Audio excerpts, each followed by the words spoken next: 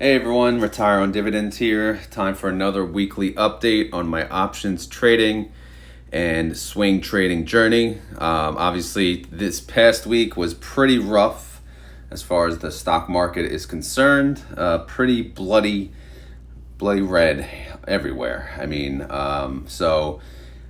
Luckily, when you do options, you could take advantage of that. You should make money when the market goes up and the market goes down. So I was actually pretty happy that Tesla was going down for the sake of my wheel, and I'll show you why in a second. So as you know, on this first tab, for those of you that are new to this journey, it's a pretty brief overview of kind of what options is, what it's about, why you would do it. And I do have, intro videos about this tab explaining why, just brief overview of options. So if you are interested in that, check out the videos in the description. I believe there's one or two there. So, and then obviously I have the visual of what the wheel is. A lot of people talk about the options wheel, but some people don't really know what the hell they're talking about. So, to explain, when we say the wheel, all we mean is, it's basically selling puts and selling calls over and over and over again. So as you can see, we'll start with a sell put, and there's a couple things that could happen, right? You could, it could expire worthless, you can get assigned, or, you could roll it, which means you're still selling the put. So if it expires worthless, if you sell a put, and nothing happens, you don't get assigned, then you sell another put, and so on and so forth. But if it does get assigned, then you sell a call, right? And then from there, it could get assigned, which you'd sell a put again, or it could get expire worthless, which you continue to sell a call. And this is the wheel, right? It just goes round and round and round and round. So again, I have videos explaining it a little more in more detail, but I just wanted to give that brief overview.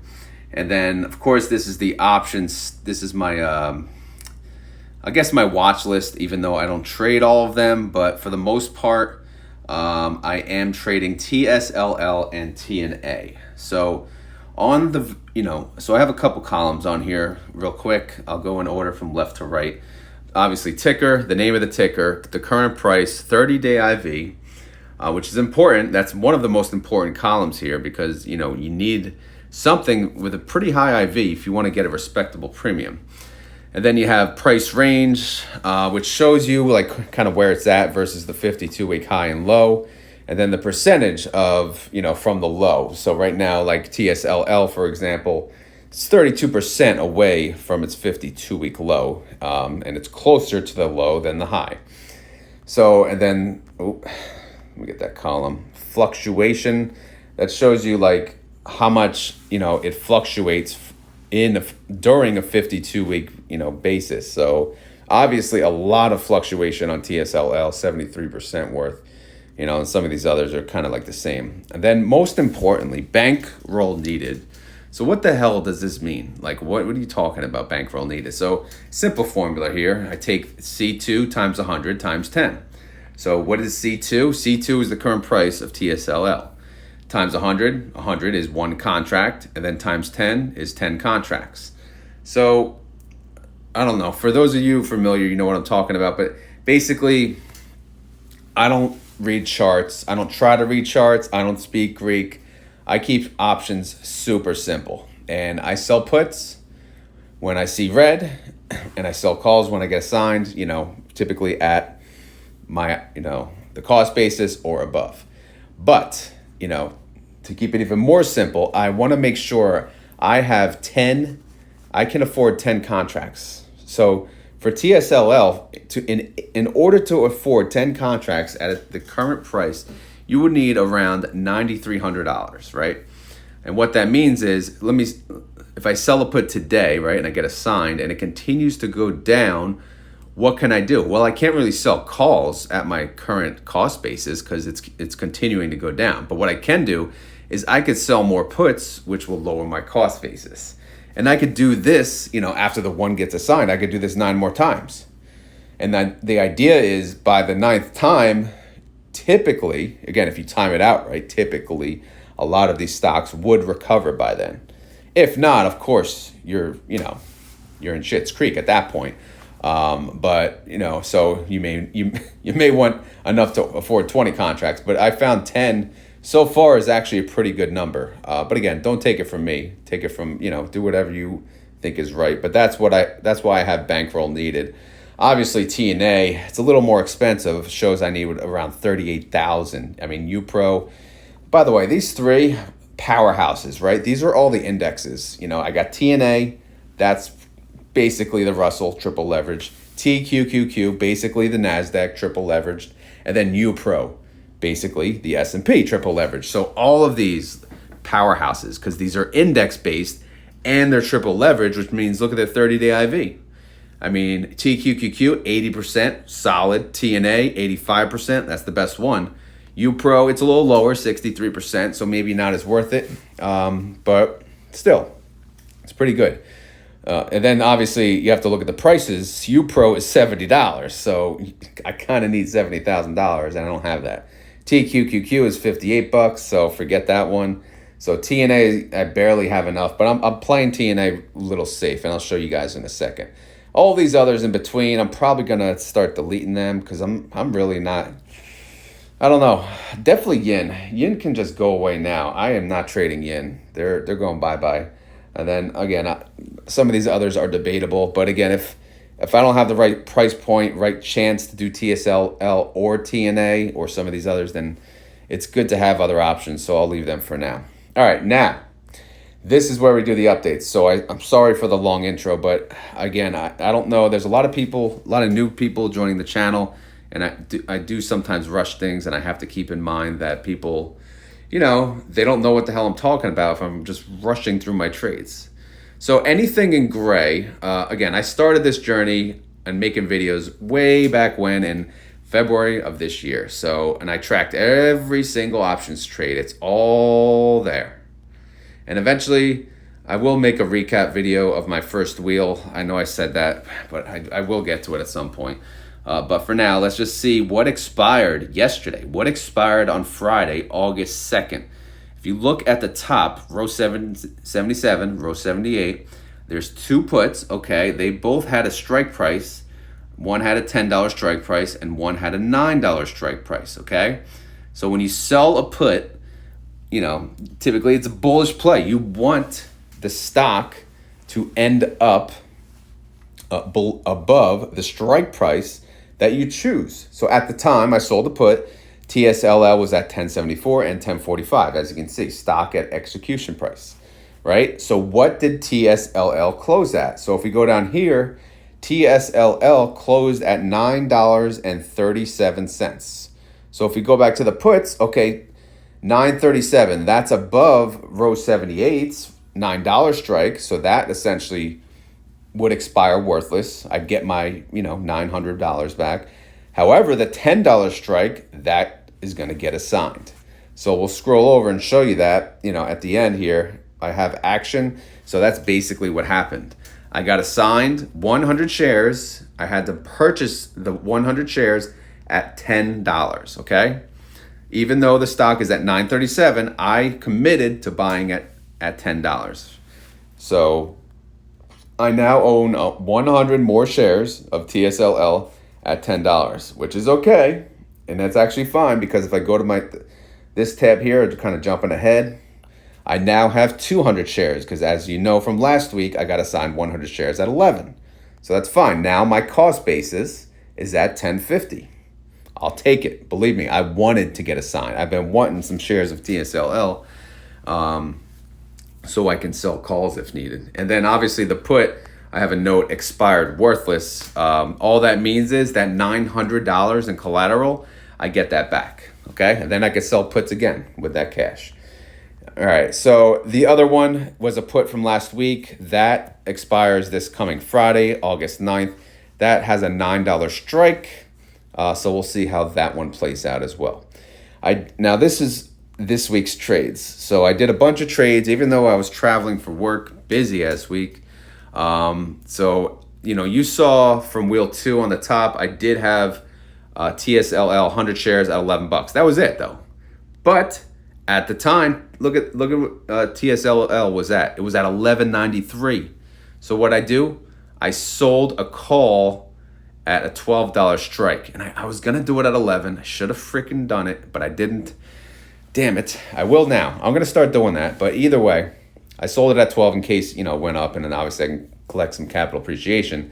But regardless, I sold a call for $12. So when you sell a call, that's a bearish play. So typically you think whatever you sell the call on will go below the strike price, okay? And in this example, it went below, right? It's at $9.37. Obviously, that's below $12. So if I scroll to the right, this contract expired worthless. And by the way, the premium I got for selling that call, $55, right? Because it was 55 cents per share times 100 shares, $55. Look at that annualized yield, 420%. Ridiculous. I would have got an more insane yield if I sold a call in the money at $11 at that time. But neither here nor there, no bitching. I still got $55. So what else did I do for this week? I decided TNA. I said, TNA was red. I'm like, let's do this. Let's do a put. I'm going to sell a put on TNA. And I did. TNA at the time was at 47.08.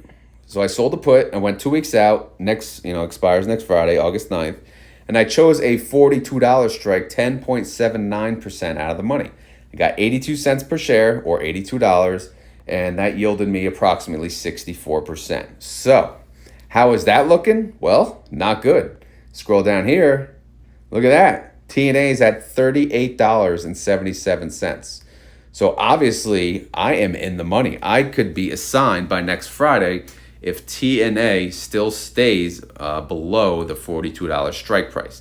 TNA, though, I'm probably going to play a little differently than TSLL because TNA, I'm not going to play. I want to get assigned because, again, I'm not playing the 10 contract game as much because it does take a lot of capital. So I will consider rolling that put. And by the way, my put money is now coming from margin. So for those of you that are not aware, I signed up for margin on Charles Schwab. They have a high interest rate, 12.5 or something. I applied for a lower rate. They gave me a whole 12. Wow, so generous, I know. But the beauty of it is if I sell puts on margin, yes, that money it essentially gets put on hold, right? So, for example, if I have $10,000 in margin and I'm selling a put for, I don't know, I need 5,000 collateral, it'll just put 5,000 on hold. It doesn't mean I'm using the margin. So guess what? Since I'm not using the margin, I'm not getting charged interest. So selling puts on margin to me that's what I'm going to use it for, because for the most part, all these puts, I'm just using their money to make money.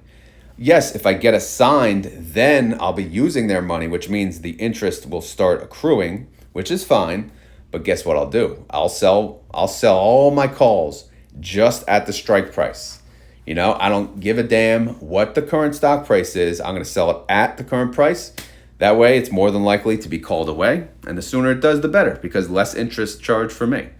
But again, if I can't sell calls, I'll be holding it, which means I'll be getting charged interest. However, obviously, I'll still be making money on the puts.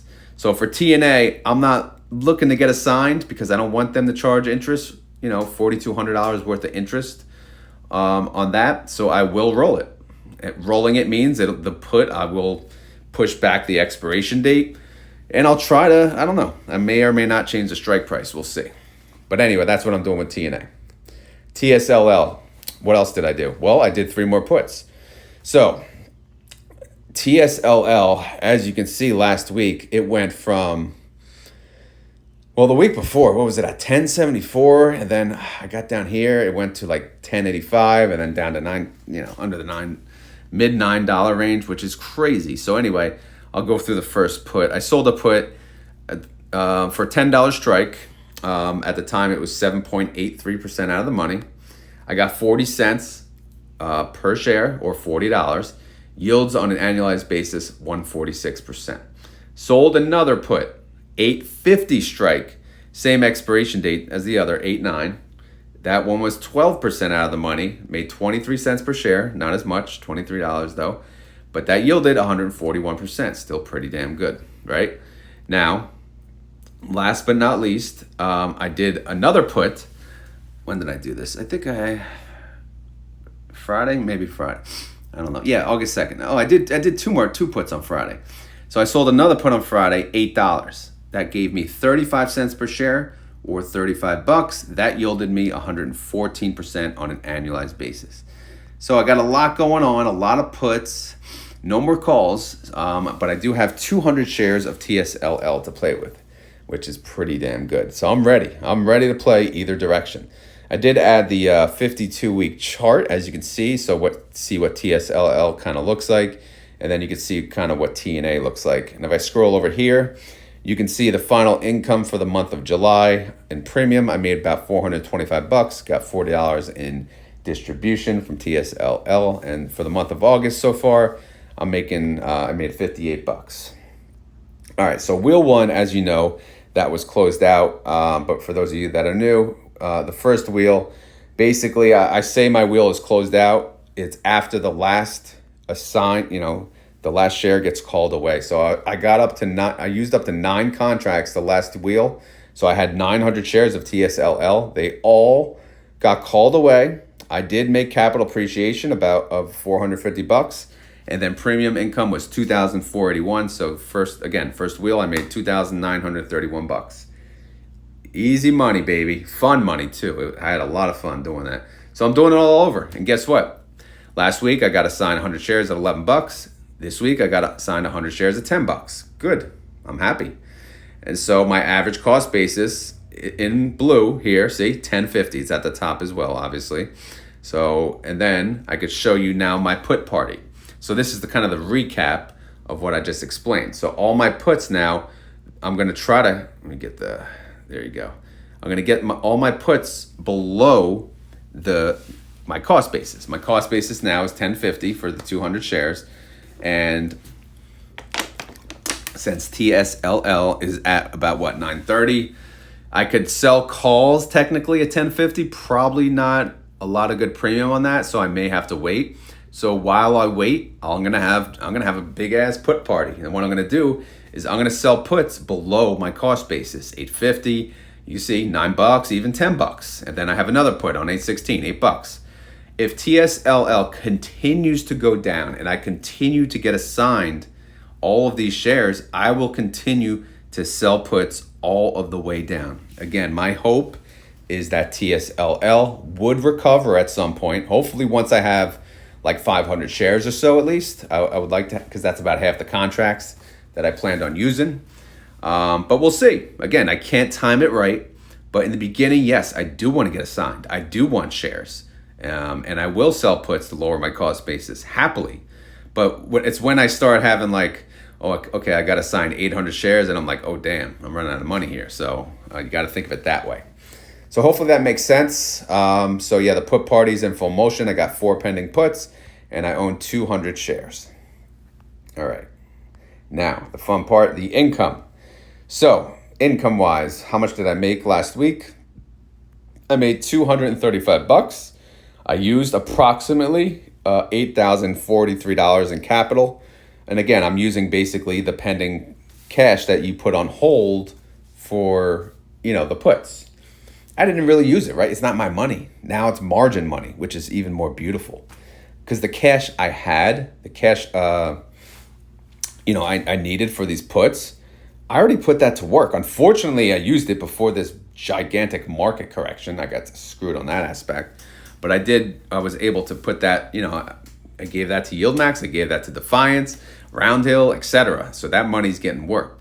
But my options money, it's going to be, basically coming from the margin. So that's fine.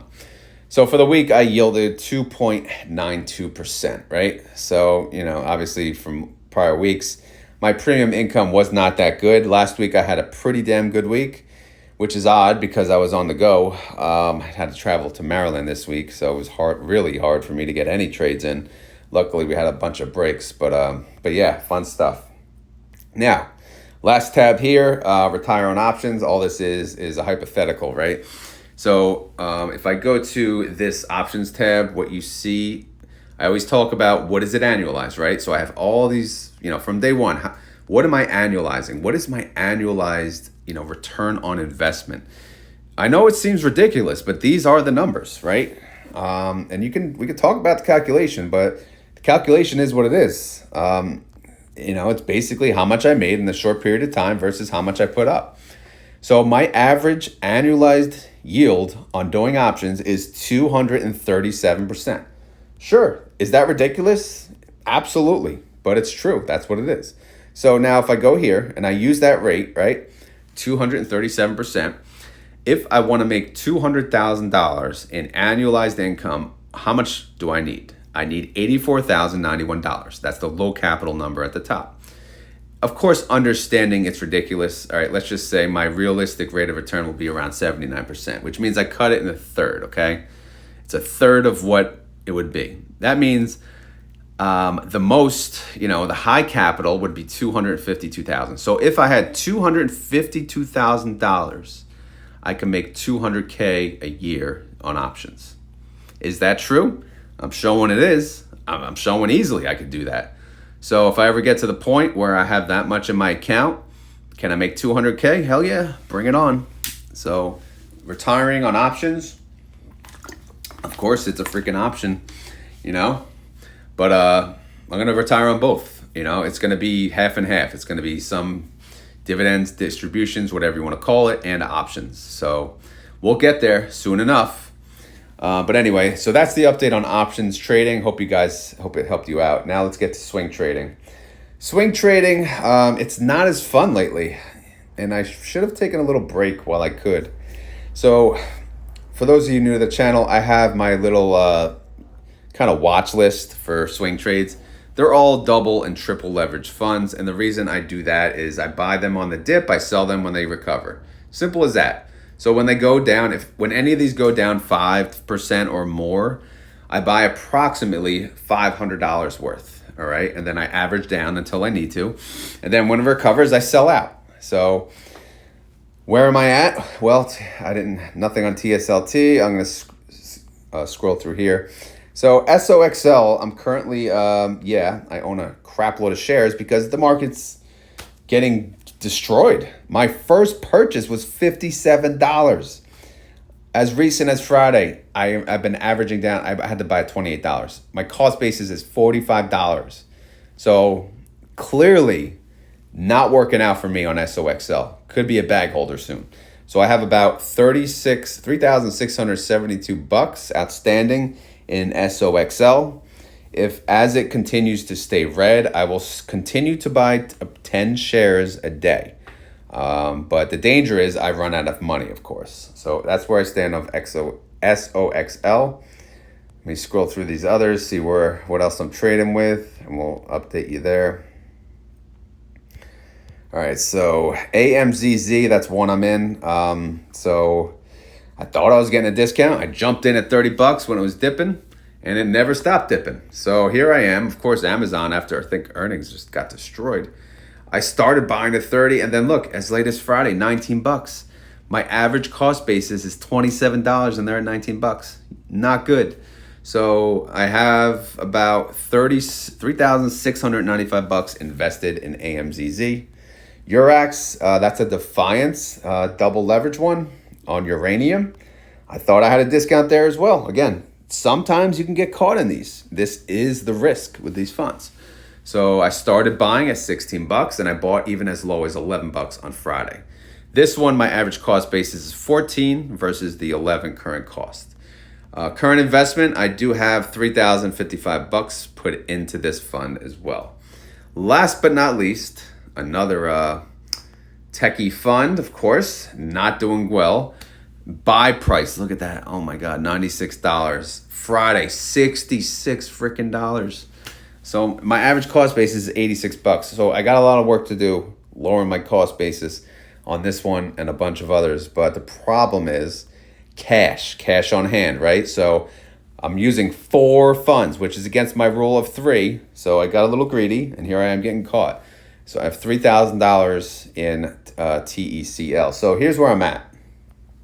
So SOXL, we said 3,600, AMZZ 3,600, Urax 3,000, TECL 3,000. So I got 7,300 locked up in these funds, and I got a ways till they recover. It's not like if one of these jumped Monday, I'll be good. No, they got a ways to recover. So my swing trading journey, needless to say, yes, a little bumpy, of course. As far as, I guess I can lock in this number because July is done. So I'm going to plug in August 2024.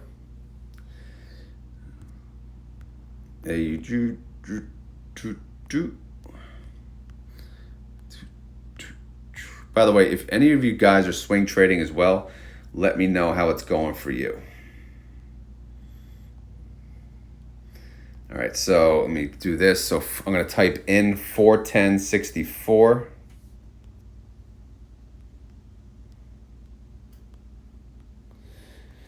And then for this formula, it'll take B25. Oh, up here, B24.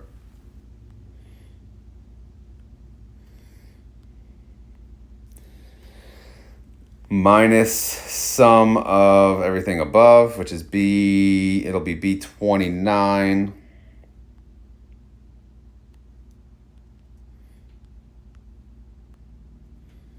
Okay. So yeah, August is 0. For the month of July, yeah, pretty shitty. $410 in income, swing trading income. Obviously, when I started this journey, it was working like a charm, right? $1,600 the first 2 months. And then next month, 1,000. Next month, 753. It's gone down since, right? June, 670. Last month, 410. Month of August, it's not looking great, right? I'm starting off like being a bag holder. So we'll see how it goes. I haven't changed my strategy yet, but I have been thinking about like moving away from swing trading and focusing on options. But again, this is an account where I'm not funding it, so I have to make money somehow. And swing trading has been my income for it. So we'll see how it plays out though. But I did make $4,535 so far on swing trading since I did start. And I started on January 25th of this year. So again, still good numbers, although yes, it's not pretty right now, but the market is, pretty red. So if I do run out of cash, by the way, what am I going to do? I'm just going to wait. Just going to wait it out. I'm not going to sell for a loss. That's for damn sure. I'm just going to wait it out because they will recover in time. And I know that, but obviously I'll be, there'll be a few months maybe where I just don't make money. So it is what it is. I wasn't going to make money anyway, except for the dividends. So either way, you got to risk it to win it, right? That's it. So that's the update on swing trading. That's the update on options trading. So I hope you guys enjoyed this video. If you did, please remember to hit the like button, thumbs up button, etc. and so forth. If you have anyone that is interested in learning options or swing trading, always feel free to share the video or just share with friends and family if you think they may be interested in general of just learning. Because again, I'm just trying to talk to the basic investor, someone who's not, doesn't want to hear the complex terminology, because I don't speak that way. It just never, it's just, I just can't, right? I don't use big words. I don't know big words. I don't want to use big words. I speak normal, at least in my eyes. Some of you may be like, what the hell is he saying? But either way, as always, this is not financial advice. I am not a financial advisor. This video is for fun and entertainment. So hopefully you had fun. Hopefully you were entertained. If not, we will try again next week. So again, I do this once a week, every Saturday. I'll do the update. So, and then we'll see how it goes. But obviously, let me know what you think though. Do you do the same thing on either? Do you do options? Do you do swing trading? Does this help you? Does this video help you at all for either options or swing trading? And should I just keep doing this video every Saturday over and over? Because again, if you keep watching it, are you learning anything every time? Or do you just track it to see, to learn different strategies? I don't know. Let me know. All right, guys, I got to go. Sweating my ass off in the garage. Hot ass day, but I hope you guys enjoy your weekend, and I'll talk to you soon. Later.